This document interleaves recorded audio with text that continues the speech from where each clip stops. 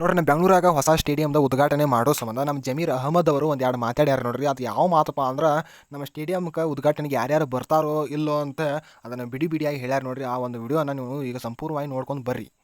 ಇದೇ ತಿಂಗಳು ಬರೋವಾರ 23ನೇ ತಾರೀಕಿಗೆ ನಮ್ಮ ಇಂಟರ್ನ್ಯಾಷನಲ್ ಸ್ಟೇಡಿಯಮ್ದು ಗುದ್ಲಿ ಪೂಜೆನ ಮಾನ್ಯ ಮುಖ್ಯಮಂತ್ರಿಗಳು ಉಪಮುಖ್ಯಮಂತ್ರಿಗಳಾದಂಥ ಡಿ ಕೆ ಶಿವಕುಮಾರ್ ಅವರು ಎಲ್ಲ ಸಚಿವರು ಸೇರಿ ನಾವು ಗುದ್ಲಿ ಪೂಜೆ ಕಾರ್ಯಕ್ರಮನ ಹಮ್ಮಿಕೊಂಡಿದ್ದೀವಿ 23ನೇ ತಾರೀಕು. ಅದ್ರ ಜೊತೆ ಟಂಡೂಲ್ಕರ್ ಅವ್ರಿಗೂ ಇನ್ವೈಟ್ ಮಾಡುವಂಥ ಬಾಂಬೆಯಲ್ಲಿ ನಮ್ಮ ಸ್ನೇಹಿತರಿಗೆ ಮಾತಾಡಿದ್ದೀನಿ. ಅವರು ಈಗ ಸಾಯಂಕಾಲವರೆಗೂ ಕನ್ಫರ್ಮೇಷನ್ ಕೊಡ್ತೀನಿ, ಬರ್ತೀನಿ ಅಂತ ಹೇಳಿದ್ದಾರೆ.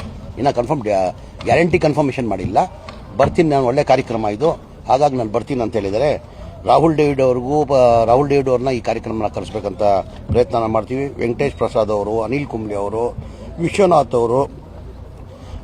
ಅವರು, ಜಾಗರಣ್ ಸಿನ್ಹಾತ್ ಅವ್ರನ್ನ ಎಲ್ಲ ಕರೆಸ್ಬೇಕಂತ ಪ್ರಯತ್ನ ಮಾಡ್ತೀವಿ.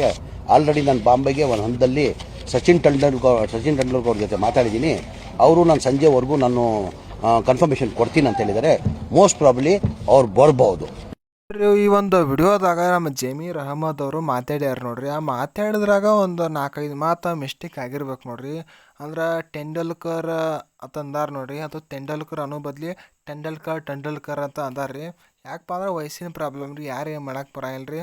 ಅದನ್ನು ಎಲ್ಲರೂ ಹೊಟ್ಟೆ ಹಾಕೋರಿ ನೋಡಿರಿ. ಒಂದು ವಿಡಿಯೋ ಇಷ್ಟ ಆಗಿತ್ತು ಅಂದ್ರೆ ನಮ್ಮ ವಿಡಿಯೋಗೆ ಲೈಕ್ ಮಾಡಿರಿ, ಶೇರ್ ಮಾಡಿರಿ, ಸಬ್ಸ್ಕ್ರೈಬ್ ಮಾಡಿರಿ. ನೋಡಿ, ಇಂಥ ಒಂದು ಹೆಚ್ಚಿನ ವಿಡಿಯೋಗಳಿಗಾಗಿ ನಮ್ಮ ವಿಡಿಯೋನ ನೋಡ್ತಾ ಇರಿ, ಹಂಗೆ ನಗ್ತಾ ಇರಿ ಅಂತ ಹೇಳ್ತಾ ಈ ವಿಡಿಯೋ ಮುಗಿಸ್ತಾ ಇದೆ ನೋಡಿರಿ. ಜೈ ಹಿಂದ್, ಜೈ ಕರ್ನಾಟಕ.